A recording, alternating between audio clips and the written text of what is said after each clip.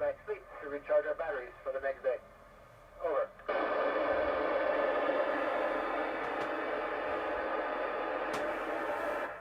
It's pretty difficult, actually, I found, to keep yourself in good shape. You have to exercise a lot every day so that you are strong. So that's a very important part of the routine. Another aspect which is difficult is not lose anything, because every object wants to fly away if you're not paying attention. Over. Nous écoutons l'ISS. Could invite my friends to come and visit me for the weekend. Over.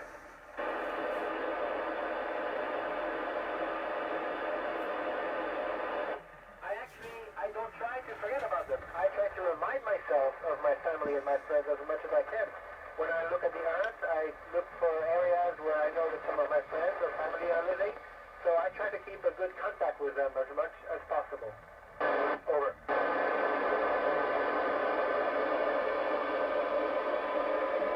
You can see the moon very easily. Of course, you can see the sun. You can see other sunlight, but they're very small, just that little dot. You can see the sky, sky of the night, the planets and the stars. They look a bit different. They don't twinkle. And if you take a really, really good camera, you can even see airplanes flying way below us. Over.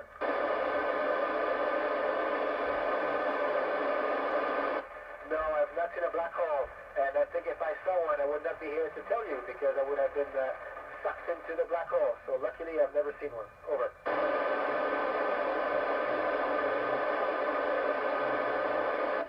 So the day and night of Earth is easy. You look outside the window. During the day, it's very bright, and you can see the ground. It's completely black outside. But in the night, if you're not looking at outside the window, it's very abstract. You don't know from looking at your watch what time it is, because we live on an arbitrary time. We live on Greenwich Mean Time, the same time as in London, halfway between Houston and Moscow. So we know the time inside just by looking at our watch. Over.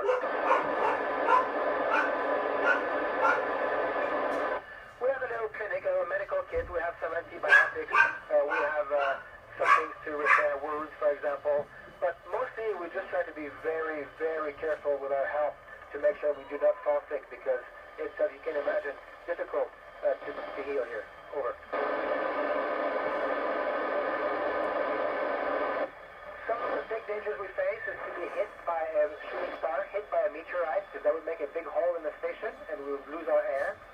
Another danger, of course, is a fire on board, because you cannot leave. You cannot go outside if there's a fire. So that's something we're really trained for to fight. And another danger is if there's something polluting the atmosphere inside, like a toxic chemical, because then we cannot open the windows, of course. So that would be bad for us. These are the three biggest dangers. Over. We have very high technology machines to recycle our water and recycle our air. So we have constantly new water, fresh water, new air, fresh air from the old water and the old air that we used yesterday. For example, we recycle our urine, and our urine becomes the water we drink. Over. The ISS is an electrical space station. We have giant solar panels, and that's where we get our energy from. Over.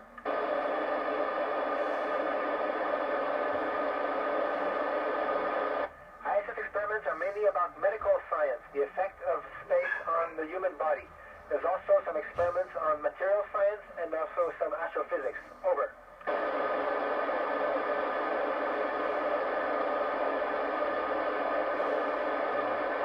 There's a very exciting experiment that's outside the space station that looks at dark matter. So that's an astrophysics experiment. There's also actually very interesting all the medical experiments, because I am a doctor. So for me, these are the most interesting. Over.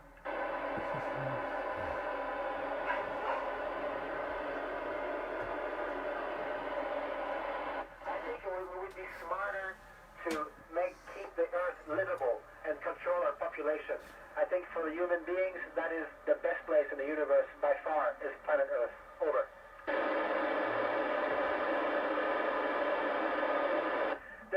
There's some trash in space, dead satellites, old pieces of rockets that are floating around, and they're like debris that can hit us. Over.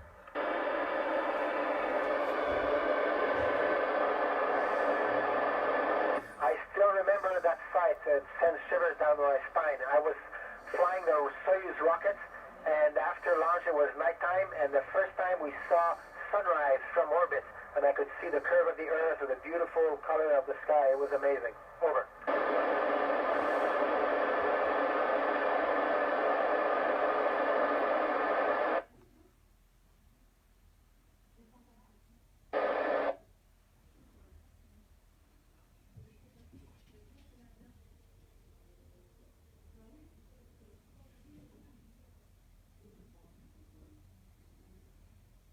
Thank you, Jose Antonio. Thank you, everybody at the school. Over.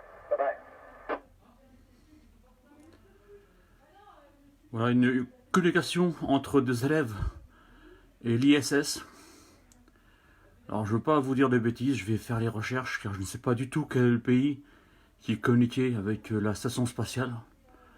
Ben, je suis désolé pour les bruits ambiants, mais nous sommes en direct, hein, c'est du direct, donc il y a le chien qui aboie, il y a les voisins qui rentrent à la maison, il y a... Le labo n'est pas protégé puisqu'il ne fonctionne que la nuit en général. Donc niveau sonorité, c'est pas très intéressant. Merci de m'avoir suivi et puis je fais des recherches à savoir qui communiquait avec qui. A plus tard, merci.